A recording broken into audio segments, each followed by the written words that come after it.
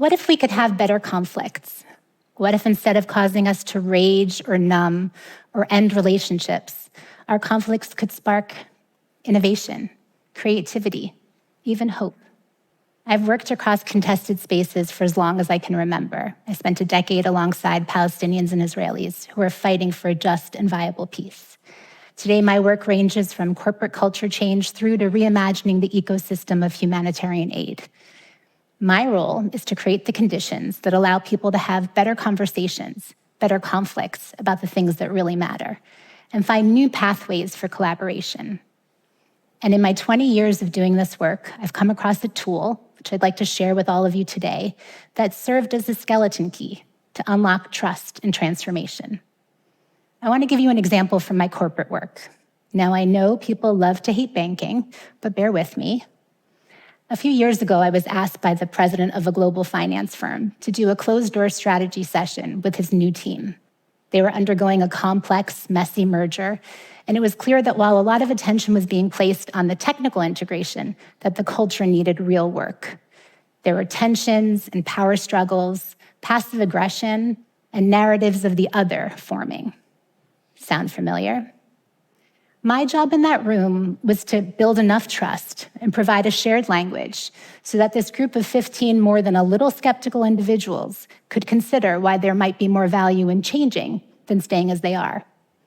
To do that, we used a futures tool called 3 Horizons to help them engage from a place of mutual respect, to see their shared value, and instead of looking at the merger like something that was happening to them, to find their collective agency in shaping it. I was first introduced to 3 Horizons by a very special futures practitioner named Bill Sharp and his colleagues at the International Futures Forum. It's been used on carbon pricing, tackling childhood obesity, and building regenerative business strategies. So how does it work? It starts with 2 lines on a page. At the bottom, we have time, starting in the present at the bottom left and going out into the future. On the vertical axis, we have the dominant pattern, the way things work. The further up the line we go, the more commonplace or prevalent things are. This is Horizon 1. It's the business as usual horizon, the way our world works today.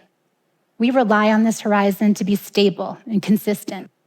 But as the world changes, Horizon 1 shows signs of strain and is no longer fit for purpose and falls away in its dominance. Then you have Horizon 3, the future we're heading towards. When it comes to change, this is the pattern that will take over from the first horizon. But it isn't just out there in the future. There are pockets of the third horizon in the present moment. Think of self-driving cars or robots on our factory floors. And in the middle, you have the bridge of Horizon 2, how we get from here to there. This liminal space is the zone of innovation and entrepreneurship. Some of it will lead to incremental change, some will be transformative. Harnessing AI to tackle climate issues, citizen assemblies, or participatory budgeting.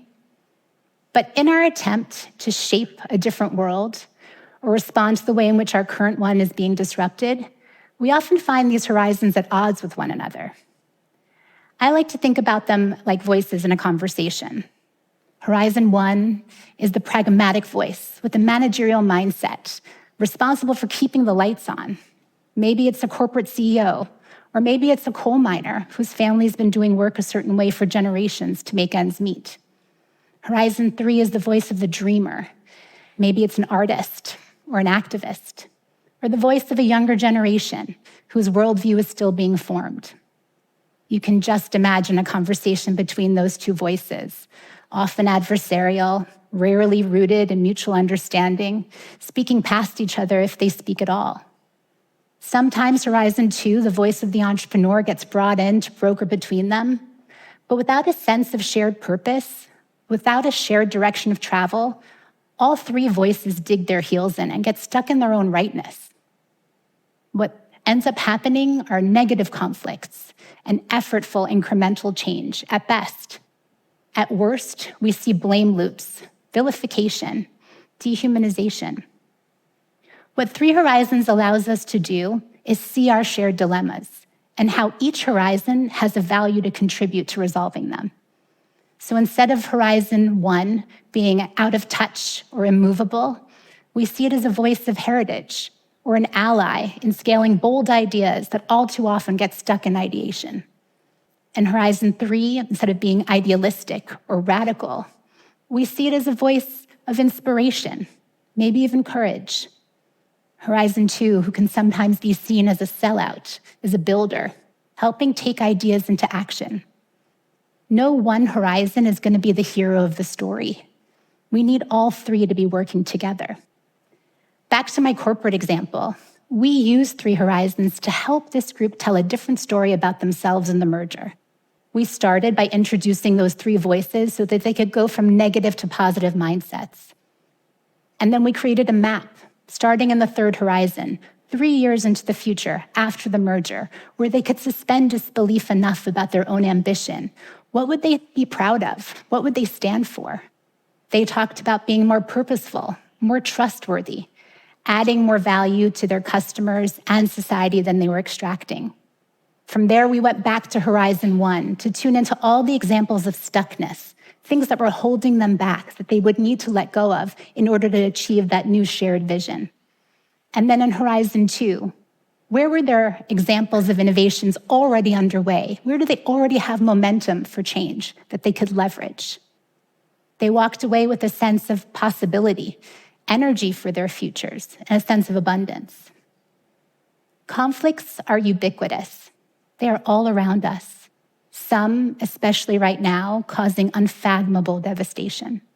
Others, seemingly less intense, like my corporate example, still cause pain and paralysis.